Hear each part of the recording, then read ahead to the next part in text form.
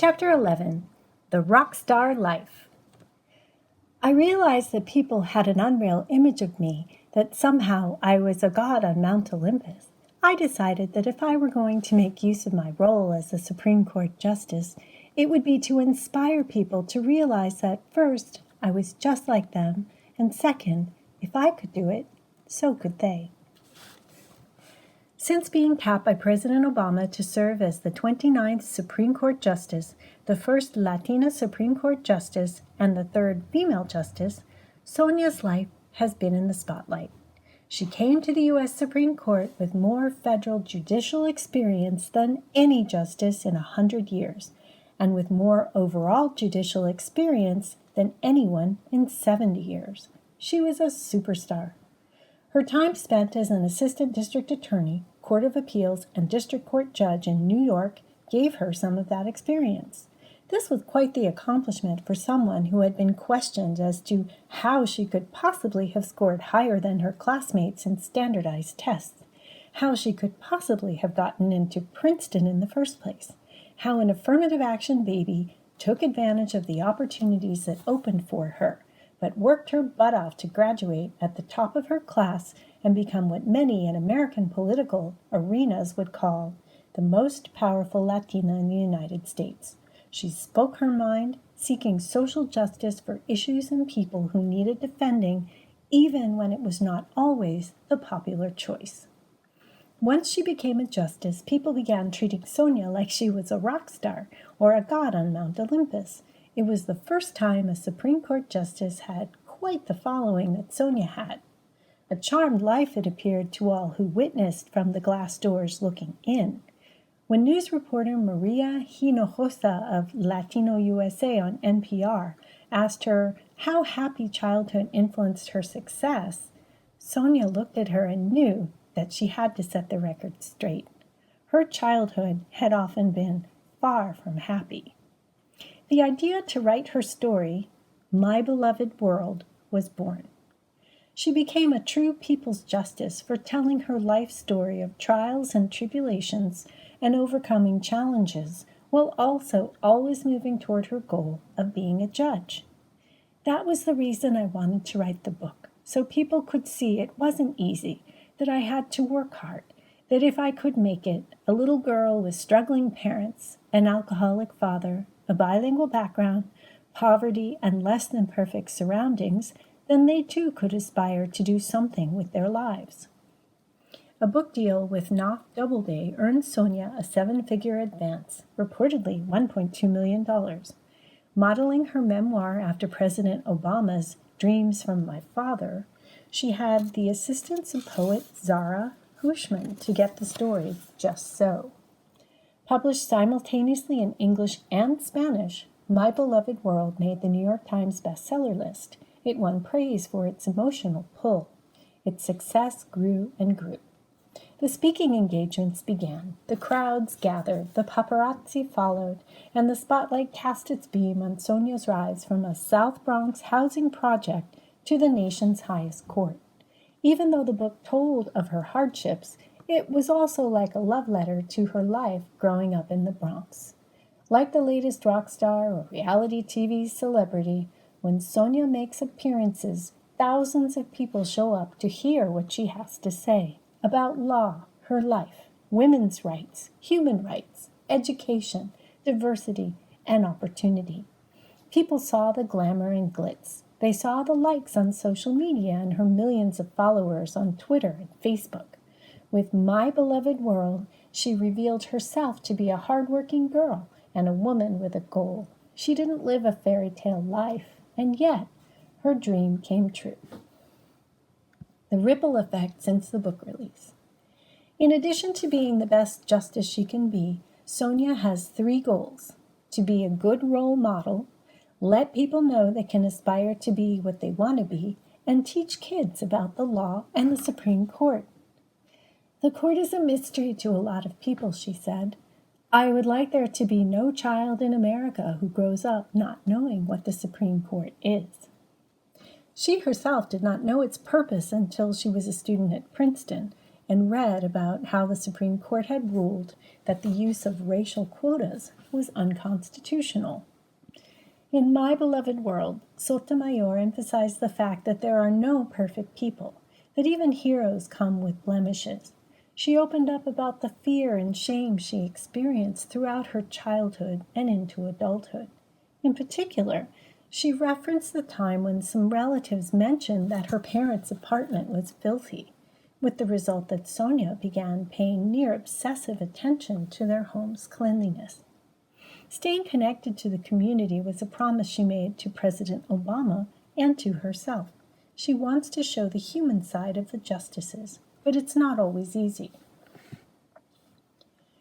I felt like an alien because my own family and friends sometimes treated me differently. The first Christmas after she was appointed to the Supreme Court, her family didn't know quite how to react to her.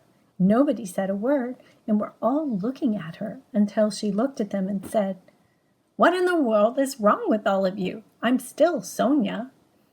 And that broke the ice. They screamed, and the shouting and the talking and partying started again. Sonia's readings created a feeling of celebration. When visiting Puerto Rico during her book tour, she joked that she should be named tourism minister. At the law school of University of Puerto Rico, people came from all over the island to see her, including an 11-year-old whose dad accompanied her across the island for hours to get there, and a 67-year-old man who waited in line 8 hours to see her, holding her book the entire time. But there was something about Sonia that made her connect to people everywhere she went. The Bronx congressman, Jose Serrano, said that after her nomination, people on the street would come running up to me and talk about Sonia, like she's their cousin or their niece. It was perhaps why her appearances sold out. People related to her honesty. There are no excuses to disabilities, diseases, poverty, challenges.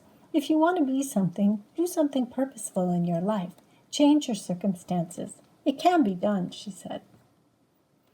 In interviews, reporters deem her approachable and less reserved than some of her colleagues.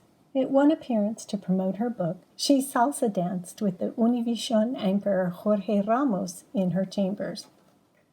Her notoriety put Sonia in the spotlight in other ways. On September 26, 2009, as part of Hispanic Heritage Month outreach, the New York Yankees invited her to throw the ceremonial pitch at the Yankees versus Red Sox game. Sonia was a Yankees fan since she was a kid, and Yankee Stadium was near her childhood home in the Bronx. She wore the pinstripe jersey when she walked out to the mound and lobbed the baseball down the middle to catcher Jose Molina. When the Yankees coach, Joe Girardi, said he'd offer her a contract, she said she'd stick to my day job.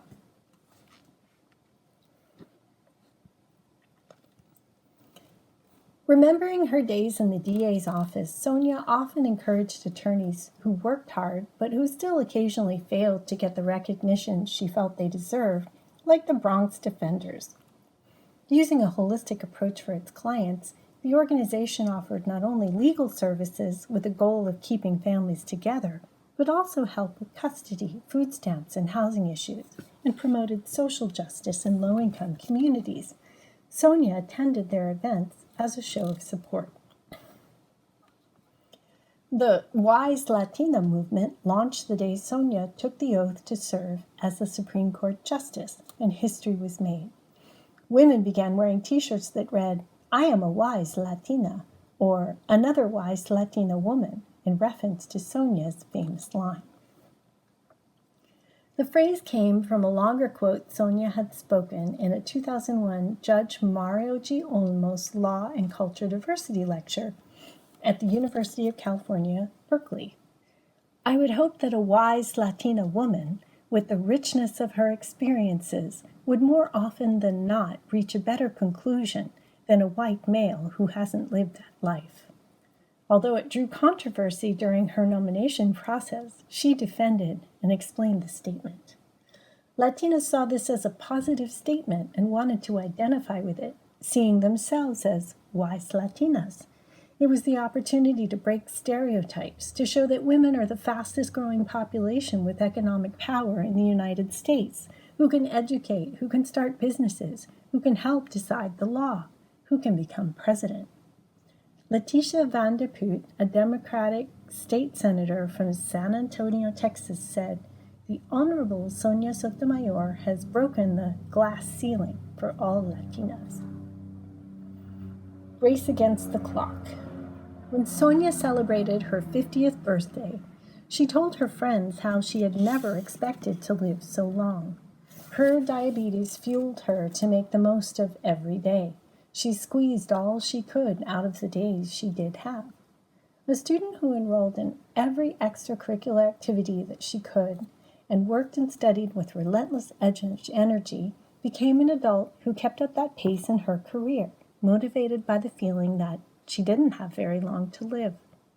"I'm past that fear, but I'm not past the lesson it taught," she said. She considers herself a feminist, but didn't give up hope of finding another life partner after her marriage failed. It was a fantasy to reach the Supreme Court, a fantasy to swear in the vice president, a fantasy to appear on the New York Times bestseller list, especially since Spanish was her first language, yet she had somehow mastered and blended her bilingual and bicultural worlds. My life was no different from so many. To have so many people to be reading a book I authored is incredible. Most importantly, she reached the goal she'd set when she realized she would never be able to become a law enforcement officer or a private investigator like her novel hero, Nancy Drew. Instead, she went on to become the Latina Perry Mason as an attorney in the courtroom, helped write injustices, and became a judge. It is my great hope that I'll be a great justice and that I'll write opinions that will last the ages. More importantly, it's only one measure of meaning in life. To me, the more important one is my values and my impact on people who feel inspired in any way by me. The social responsibility. When she took the oath of office for the Supreme Court, memories of running free as a child in the Mayaguez sunshine with a melting snow cone, a piragua, sweet and sticky in her hands, came to mind. Along with the image, memory carried these words from a child's mind through time. "I am blessed." Maybe she wasn't like the mythological gods she read about in the big book her doctor gave her that helped her through her early childhood days with diabetes. Maybe she wasn't a true rock star. However, between Latina roots and American pride, Sonia leaves her mark on the world as a justice, judge, lawyer, woman, leader, activist, daughter, and sister. Her promise to carry on the social justice work of Senator Robert Kennedy came to pass. A witness from the Tarzan murder case told her there was something very special about her. The words urged Sonia to keep on her path. At the end of the day, she asks herself two questions. What have you learned today? What acts of kindness did you perform? She tells herself, Sonia, you have work to do. Get on with it. She is getting on with it. Sonia from the Bronx reached her American dream. As Supreme Court Justice of the United States of America, she humbly said, I think this fish has found her pond. About the author. Sylvia Mendoza motivates young audiences with true stories about the early lives of trailblazing women and men. She is the author of The Book of Latina Women, 150 Vidas of Passion, Strength, and Success. Her work was chosen for the California Collection for High Schools by the California Readers Association, won first place in the International Latino Book Awards, and was featured by the National Women's History Project in a program broadcast on C-SPAN's Book TV.